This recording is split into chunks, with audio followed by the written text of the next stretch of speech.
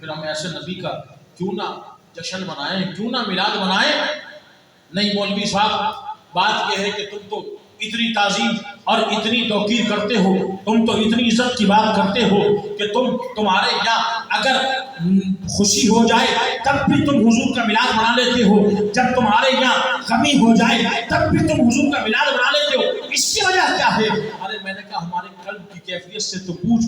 بات یہ ہے کہ جب ہمیں غم ملتا ہے تو ہم یہ کہتے ہیں کیا غم زدوں کو رضا مجتدی جی کے ہے، بے کسوں کا سہارا ہمارا نبی۔ اور جب خوشی ہوتی ہے ہم میلاد اسی لیے سجاتے ہیں، ہمارے دل کی کیفیت کہتی ہے اور کون دیتا ہے دینے کو منہ چاہیے، دینے والا ہے سچا۔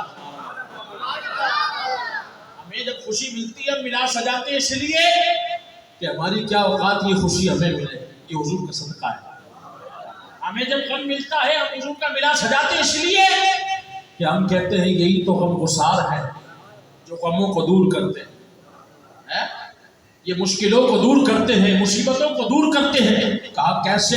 میں نے کہا پوچھنا حضرت عبداللہ سے کہ جب پنڈلی کٹی تو لوگوں نے کہا طبیب کے پاس لے چلے، کہا نہیں یہ بڑا غم ملا ہے، بڑی مشکل آ گئی کہ میرا پیر کٹ گیا، میری پنڈلی کٹ گئی۔ کہا پھر کہاں لے کے جائیں؟ کہا مجھے طبیبوں کے طبیب لے جاؤ، طبیبوں کے طبیب کی بارگاہ میں لے جاؤ۔ کیوں؟ کہ یہ مریض مر رہا ہے، تیرے ہاتھ میں شفا ہے، اے طبیب جلد رہا مدنی مدینے والے۔ فرماتے مجھے حضور کی بارگاہ میں لے جاؤ۔ صحابہ حضور کی بارگاہ میں لے گئے، عرض کی یا رسول اللہ لڑ رہا تھا آپ کے دین کے لیے، پنڈلی کٹ گئی۔ حضور نے کہا لگاؤ، لگایا گیا، حضور نے اپنا لعاب لگایا، فرماتے میں واپس کھڑا ہو گیا۔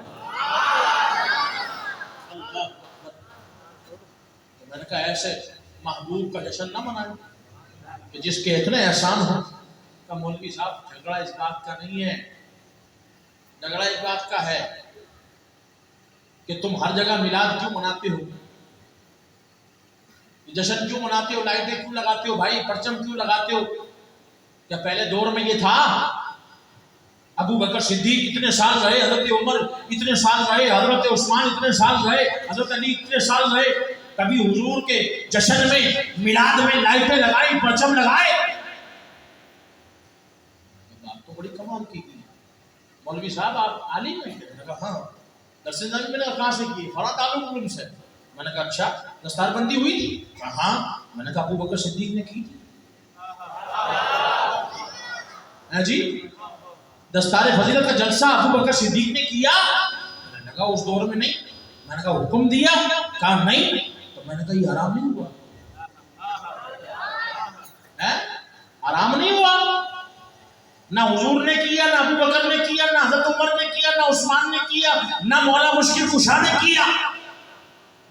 تو نے کیسے کر لیا؟ تو نے کیسے کر لیا؟ سوچنے کی بات ہے، یہ حرام نہیں ہوا؟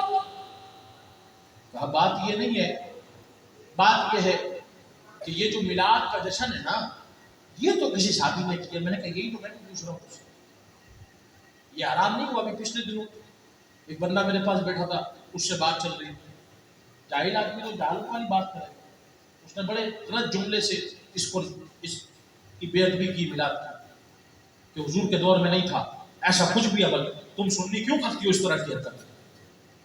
میں نے کہا جو حضور کے دور میں نہ ہو کیا وہ ناجائز ہو جاتا ہے؟ تو پھر سب سے پہلے حکم حضرت عمر پہ لگا۔ کہا کیوں؟ میں نے کہا حضور کے دور میں تراویح کی جماعت نہیں تھی،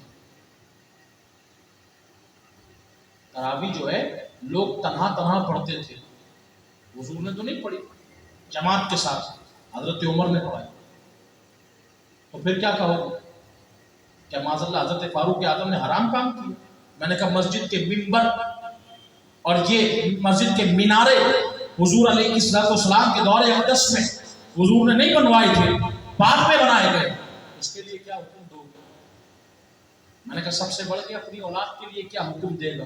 میں نے کہا مطلب؟ میں نے کہا تیرے یہاں اولاد ہے؟ کہا ہاں۔ میں نے کہاں پیدا ہوئی؟ اسپتال میں۔ میں نے کہا حضور کے دور میں تو اسپتال میں نہیں ہوتی، ڈاکٹر کے ذریعے نہیں ہوتی تھی، دائی کے ذریعے ہوتی تھی گھر میں، یہ بھی حرام ہو گئی، اس کا پیدا ہونا حرام ہوا؟ کہا نہیں، بات یہ ہے مولوی صاحب دور چینج ہو گیا، انداز چینج، میں نے کہا آ گیا لائن پہ۔ بات یہ ہے کہ اس وقت بھی دور چینج تھا، زمانے کی حالات اور کیفیت بدل گئے۔ اس وقت میلاد ایسے ہوتا تھا، صحابہ فرماتے ہم بیٹھ کے حضور کے معجزات بیان کرتے، سرکار فرماتے ہیں کیا کر رہے ہو؟ عرض کرتے یا رسول اللہ ہم نے آپ کا ذکر کیا، آپ کے خاندان کا ذکر کیا، آپ کے اوصاف بیان کیے، آپ کے معجزات بیان کیے، آپ کی شانیں بیان کی، آپ کے والدین کا ذکر کیا، آپ کی مولود کا ذکر کیا۔ اللہ حضور فرما رہے اچھا تم یہاں ذکر کر رہے تھے، ابھی جبریل آئے تھے، فرما رہے تھے، کہہ رہے تھے اللہ فرشتوں میں اس عمل پہ فخر کرتا ہے۔